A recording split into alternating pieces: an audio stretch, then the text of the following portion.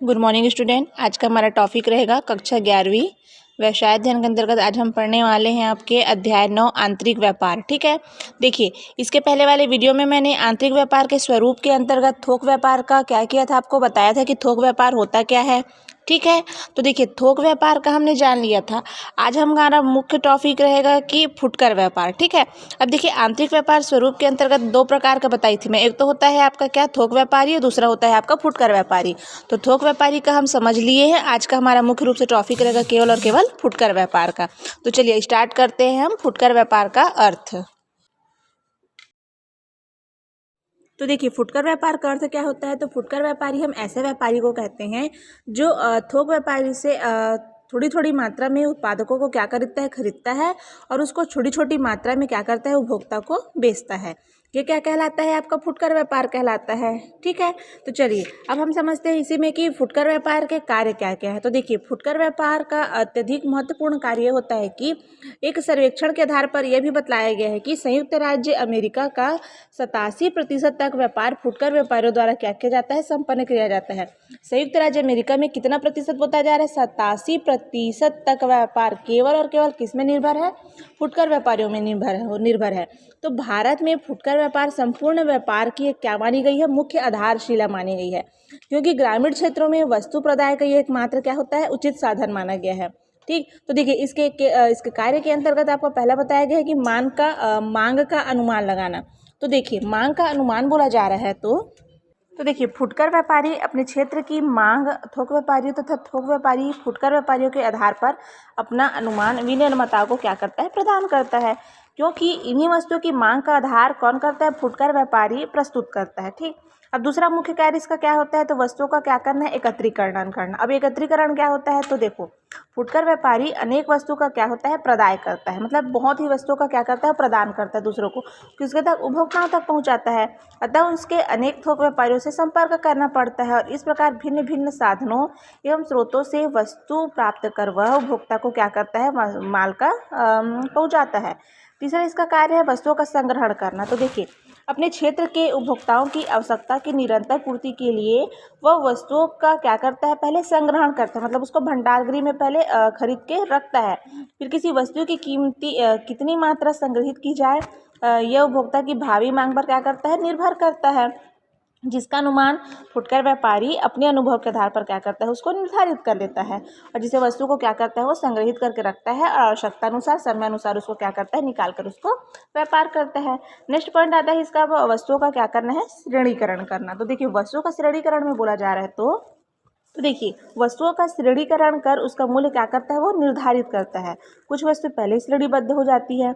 फिर next point है इसका, उपभोक्ताओं से प्रत्यक्ष संपर्क करना। तो देखिए उपभोक्ता से लेकर फुटकर व्यापारी तक यही एकमात्र माध्यम है जिससे का उपभोक्ताओं से क्या होता है, सीधा और सीधा संबंध होता है, प्रत्यक्ष संबंध होता है, किससे, ग्राहकों से सीधा, किसका, थोक व्यापारियों का। ठीक है, अब देखिए उपभोक्ताओं की आवश्यकताएं एवं रुचि की जानकारी क्या है, बहुत ही आवश्यक है, क्योंकि संपूर्ण व्यावसायिक क्रियाकलाप किसके आधार पर होता है, उपभोक्ता के रुचि के आधार पर ही निर्भर करता है। ठीक है, अब बोला जा रहा है दुकान की सजावट। मुख्य कार्य में बोला जा रहा है कि दुकान की सजावट। अब दुकान की सजावट का अर्थ आप क्या समझते हैं, तो देखिए फुटकर व्यापारी का प्रमुख कार्य अपनी दुकान की क्या करना है, सजावट करना है, जिससे लोग ग्राहक उसे अधिक से अधिक क्या हो सके, आकर्षित हो सके। ठीक है, तो वस्तुओं को दुकान में क्या करना है, उसको व्यवस्थित ढंग से देखने तथा उसकी गुणवत्ता एवं श्रेष्ठता को स्वीकार करने, मतलब उसको सही तरीके से दिखाने और उसको मतलब सही तरीके से अपने व्यापार को सुचारू रूप से चलाने के लिए उसको क्या होना चाहिए, उसका ज्ञान होना चाहिए।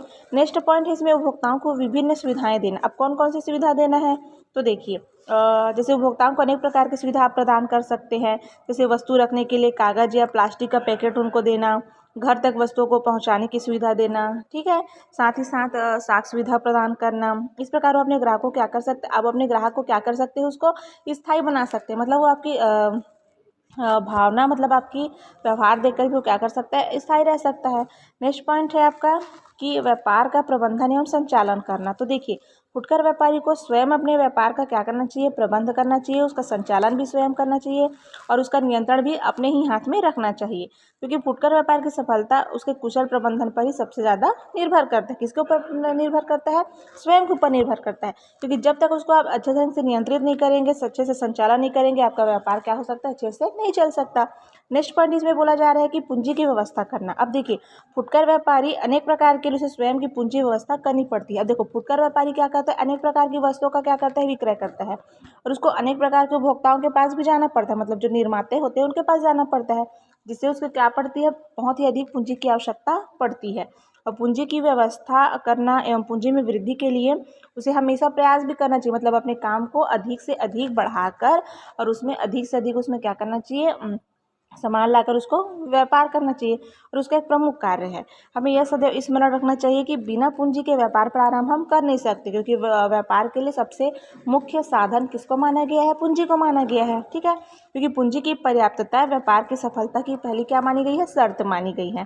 ठीक, अब नेक्स्ट पॉइंट में बोला जा रहा है कि बाजार की सूचनाओं का संकलन करना। तो देखिए ये क्या होता है, तो देखिए, फुटकर व्यापारी बाजार की सूचनाओं का क्या कर सकता है, वो आपस में संकलन कर सकता है, मतलब उसको समेट सकता है।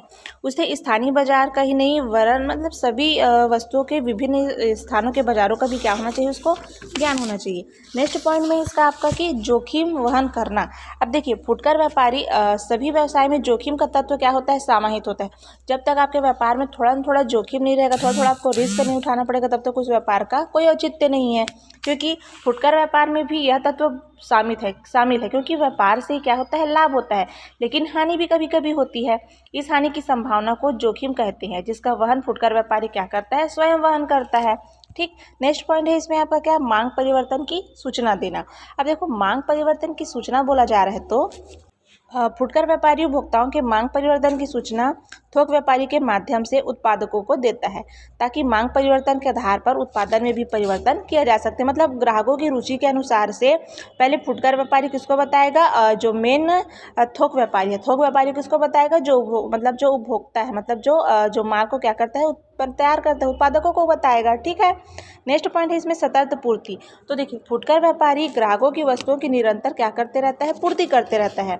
अतः उन वस्तुओं की प्राप्ति के लिए सदैव क्या रहता है, वो प्रयासरत रहता है, और वस्तुओं का उसी के हिसाब से वो संग्रहण करता है, फिर उसको मौसम के हिसाब से फिर उसको बेचता है।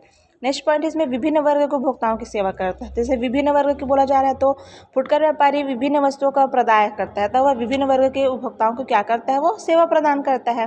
और सबसे लास्ट पॉइंट इसमें कार्य के अंतर्गत बताया गया इसमें कि फुटकर व्यापारी के बहुत सारे कार्य हैं, जैसे सभी कार्यों का उल्लेख हम यहाँ पे नहीं कर सकते। यह वस्तु के चयन में ग्राहक की सहायता व परामर्श देता है, घर तक माल पहुंचाता है, वस्तुओं के प्रयोग के संबंध में जानकारी देता है। ठीक है, आपको समय के अनुसार वो माल लाकर देता है, मतलब वो आपकी वस्तुओं को क्या करता है, प्रदान करता है। ये क्या हो गया आपका फुटकर व्यापारी के कार्य। अब चलिए इसी में आगे बढ़ते हैं हम कि फुटकर व्यापार की सफलता के आवश्यक तत्व, मतलब फुटकर व्यापारी की सफलता के आवश्यक पॉइंट क्या क्या है। तो देखिए, वस्तु का क्या करना, उसको चयन करना, वस्तुओं का पूर्ण ज्ञान होना चाहिए, पर्याप्त उनके पास पूंजी होना चाहिए, विज्ञापन, मूल्य का निर्धारण स्वयं करना चाहिए, व्यवसाय की स्थिति कैसी होनी चाहिए, ये उनको क्या है, उनका मुख्य पॉइंट है। तो देखिए, सबसे बोला जा रहा है कि वस्तुओं का चयन करना। तो फुटकर व्यापारियों को ग्राहकों की रुचि, फैशन, सामाजिक रीति रिवाज, मौसम के अनुकूल अपने व्यवसाय का चयन करना चाहिए। ठीक है, दूसरा बोला जा रहा है कि वस्तुओं का पूर्ण ज्ञान होना चाहिए। तो जो फुटकर व्यापारी जिस वस्तु का क्या कर रहा है, व्यापार कर रहा है, उसके गुण, उसकी उपयोगिता, उसकी किस्म, उसकी उपयोग की विधि की पूर्ण जानकारी उसको होना चाहिए। ठीक है, पर्याप्त पूंजी। अब जिस वस्तु का वह व्यापार कर रहा है, उस व्यापार में कितनी पूंजी लगनी चाहिए, ये फुटकर व्यापारी के पास पर्याप्त मात्रा में होनी चाहिए। ठीक है, क्योंकि प्रारंभ में अधिक पूंजी तथा साख बन जाने पर कम पूंजी लगने लगती है। ठीक है, और निजी पूंजी पर्याप्त मात्रा में होनी चाहिए उसके पास। अब विज्ञापन, ठीक है, जैसे आप लोग देखते हुए कोई अपना साड़ी का दुकान खोलता है, तो वो क्या करता है, उसमें बार बार अनाउंसमेंट करता है, मतलब वो क्या करता है, अपने व्यापार का प्रचार प्रसार करता है। ठीक है, उसी प्रकार से जो व्यापारी होते हैं, जिस वस्तु का व्यापार कर रहा है, तो उसे क्या करना चाहिए, विज्ञापन के माध्यम से उसको प्रचार प्रसार करना चाहिए। ठीक है, नेक्स्ट है मूल्य का निर्धारण करना। तो फुटकर व्यापारियों को वस्तुओं के मूल्य अंकित करके रखना चाहिए, क्योंकि फुटकर मूल्य निर्धारण में बहुत सावधानी अपनानी चाहिए। नेक्स्ट पॉइंट में इसी में बोला जा रहा है कि व्यवसाय की स्थिति। तो देखिए, फुटकर व्यापारी के लिए दुकान की स्थिति सफलता या असफलता पर निर्भर करती है। जैसे दुकान शहर के बीच में है कि नहीं है, चौक में है कि नहीं, भीड़ भाड़ वाले जहाँ मतलब चहल पहल वाली स्थिति में है कि नहीं है, जिससे उसका व्यापार हो क्या सके, अच्छे से चल सके। नेक्स्ट पॉइंट में बोला जा रहा है कि प्रदर्शन। तो देखो, फुटकर व्यापारी द्वारा ग्राहकों को आकर्षित करने हेतु दुकान में अच्छी सजावट बहुत ही जरूरी है। ठीक है, क्योंकि वस्तुओं का प्रदर्शन एवं दुकान की आकर्षक सजावट पर ही ग्राहक क्या होते हैं, उनकी ओर दुकान की ओर आकर्षित होते हैं। नेक्स्ट पॉइंट बोला जा रहा है कि अब नगद एवं उधार विक्रय। अब देखिए, नगद एवं उधार विक्रय ये क्या होता है। फुटकर व्यापारी के पास पूंजी कम मात्रा में होती है, मतलब सीमित मात्रा में होती है। वह नगद और उधार वस्तुएं खरीदता है, और उधार खरीदने पर थोक व्यापारी क्या करता है, मनमानी करता है। अतः सावधानी पूर्वक उसको क्या करना चाहिए, सामान को खरीदना चाहिए, और नगद खरीदने पर छूट भी अधिक प्राप्त होनी चाहिए उसको। नेक्स्ट पॉइंट में बोला जा रहा है कि इसको व्यापार का चयन। तो फुटकर व्यापारी द्वारा व्यापार का चयन पर्याप्त सावधानी से करना चाहिए, क्योंकि व्यापार का चयन करते समय अपनी पूंजी, अपनी क्षमता, अपनी मांग आदि बातों पर उसको विशेष रूप से ध्यान देना चाहिए। तो ये सब क्या है, मुख्य बातें हैं कि जो व्यापारी व्यापार प्रारंभ करता है उनको इन सभी बातों का क्या करना चाहिए, विशेष रूप से ध्यान रखना चाहिए। साथ ही साथ उसका व्यक्तिगत गुण। तो फुटकर व्यापारी का व्यक्तिगत मतलब अपना व्यक्तित्व क्या होना चाहिए, आकर्षक होना चाहिए, क्योंकि जैसा आप उनके सामने अपना क्या करेंगे, व्यक्तित्व को दिखाएंगे, उसके हिसाब से जैसे आपका व्यक्तित्व के अंतर्गत उनकी ईमानदारी, उसका शिष्टाचार, ठीक है, वाक्य क्या होना चाहिए, मिठासपूर्ण होनी चाहिए, ठीक है, शिक्षा इत्यादि व्यक्तिगत गुणों से क्या होती है, परिपूर्ण व फुटकर व्यापारी कहलाएगा। तो एक फुटकर व्यापारी मतलब जो फुटकर व्यापारी होता है, जो अपने व्यापार का चयन करता है, उनको अपने इन सभी बातों का क्या करना चाहिए, ध्यान में देते हुए व्यापार को प्रारंभ करना चाहिए। तो आज का हमारा मुख्य टॉपिक था कि फुटकर व्यापारी आंतरिक स्वरूप के अंतर्गत दो बताई थी मैं आपको, एक तो बताई थी थोक व्यापारी, दूसरा बताई मैं आपको फुटकर व्यापार। ठीक है, तो ये क्या हो गया आपका फुटकर व्यापार के कार्य और उसके आवश्यक तत्व।